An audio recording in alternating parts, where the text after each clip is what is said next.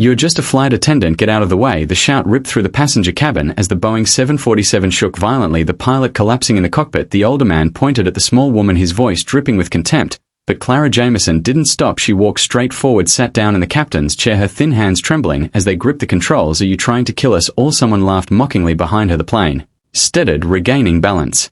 The radio crackled. Call sign Silent Hawk in 4 F-22s simultaneously broke radio silence, roaring into the sky. Clara Jameson, 29 years old, was thin with long brown hair tied low, her gentle face carrying the quiet demeanor of someone used to being overlooked. She worked as a flight attendant on international routes from Tokyo to Los Angeles. Throughout her years of service, she had been treated like she was invisible. Passengers looked down on her, pilots rarely made conversation, and her colleagues called her shadow hostess because she moved through her duties with ghost-like efficiency. Tonight's flight carried over 300 passengers, business executives, small families, and a group of recently discharged military veterans returning home. The atmosphere had been tense from takeoff due to severe weather, the aircraft shaking repeatedly as it fought through turbulence. Clara remained calm throughout, studying water glasses before they could spill, offering gentle smiles to comfort crying children, moving through the aisles with practiced grace. Even as the plane bucked and rolled 3 hours into the flight, disaster struck without warning. Captain Morrison suddenly collapsed in the cockpit, his body convulsing as he fell unconscious. The co-pilot panicked, his hands shaking as alarms began blaring throughout the aircraft. The cabin shook violently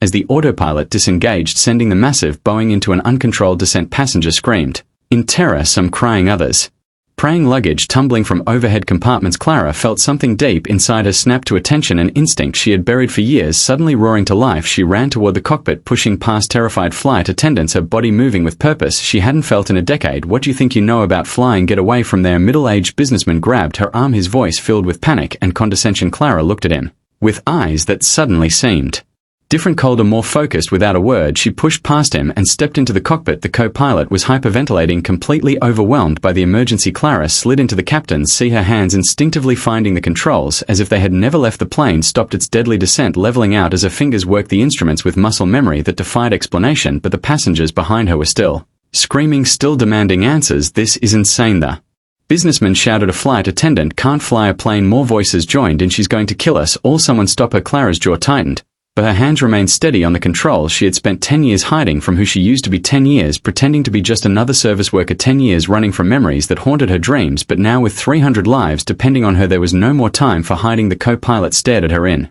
amazement as she adjusted the aircraft's heading with expert precision. How do you know what you're doing?" he whispered. Clara didn't answer immediately, her eyes scanning the instrument panel with the focused intensity of someone reading a familiar book. Through the chaos behind her, she caught fragments of conversations from the military veterans in the back of the plane. One of them was studying her movements, his eyes growing wider with recognition. "There's something about the way she handles those controls," he murmured to his companion. "Like she's done this before in combat." A female passenger later recalled, "I saw that small flight attendant sit in the captain's chair, her face pale but her eyes burning with cold determination. When the plane stopped falling, I knew she wasn't an ordinary person." The co-pilot was shaking uncontrollably, completely unable to assist with the emergency. Passengers continued their verbal assault on Clara from the cabin. The same businessman who had grabbed her arm earlier was now shouting, "Are you insane? You're going to kill everyone on this plane." But Clara didn't respond to the chaos behind her. Her eyes remained locked on the altimeter and attitude indicator, her mind automatically calculating wind speed, air pressure, and optimal flight path. These were skills she had mastered years ago, skills she had hoped never to use again. She made minute adjustments to the controls, feeling the massive aircraft respond to her touch like a familiar dance partner. The plane's wild shaking began to subside, replaced by the steady vibration of controlled flight. But the mockery from the cabin continued. A flight attendant pretending to be a pilot. "This is ridiculous." Clara took a deep breath, her voice barely audible above the engine noise. "We are not going to die today." The radio suddenly crackled to life from air traffic control. "Flight 271, who is currently controlling the aircraft, please confirm pilot identity immediately." Clara hesitated for exactly 1 second, knowing that her next words would change everything. Then she leaned toward the microphone and whispered, "Call sign Silent Hawk." The radio went completely silent for 30 seconds.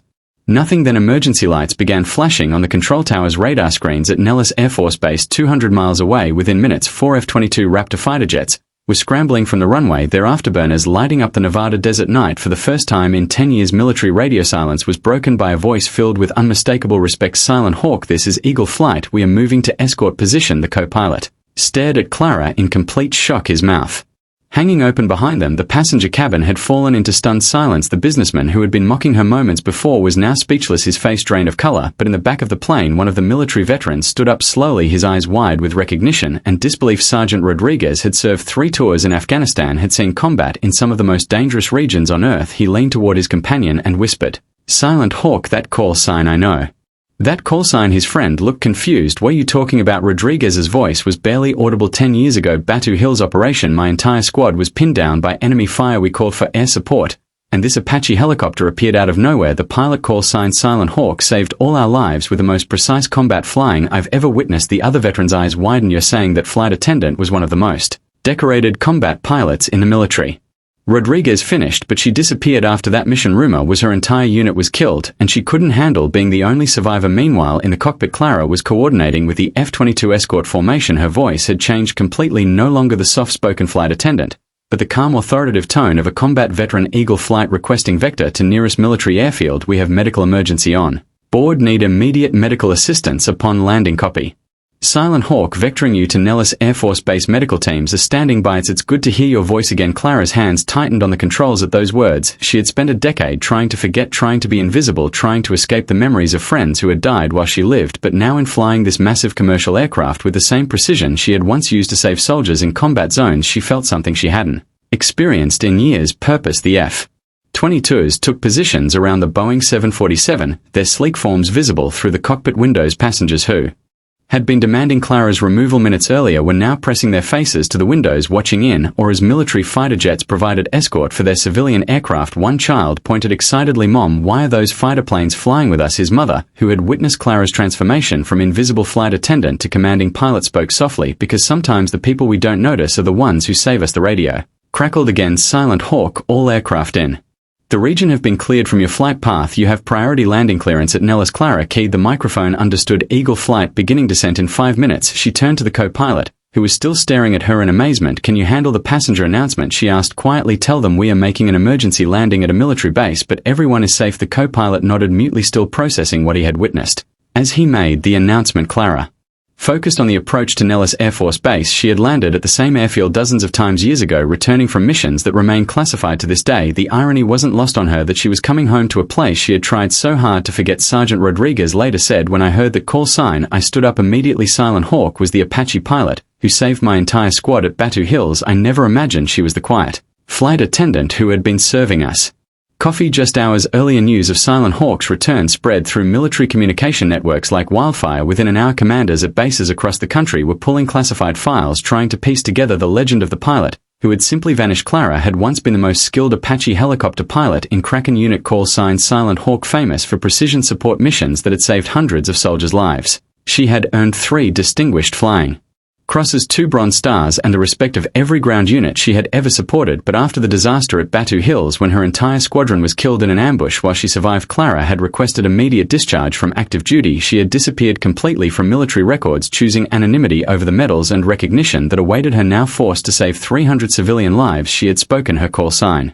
for the first time in a decade, sending shock waves through the entire military aviation community. The F-22s maintained perfect formation around the Boeing 747, their pilots speaking in hushed tones over secure channels. "I can't believe Silent Hawk is still alive," Eagle 2 whispered, "and flying a commercial airliner like she was born to do it." Eagle 3 responded, "Look at that approach, textbook perfect." Inside the passenger cabin, the atmosphere had completely transformed. The businessman who had mocked Clara earlier was now silent, his face flushed with embarrassment. Other passengers were whispering among themselves, trying to understand how their ordinary flight attendant had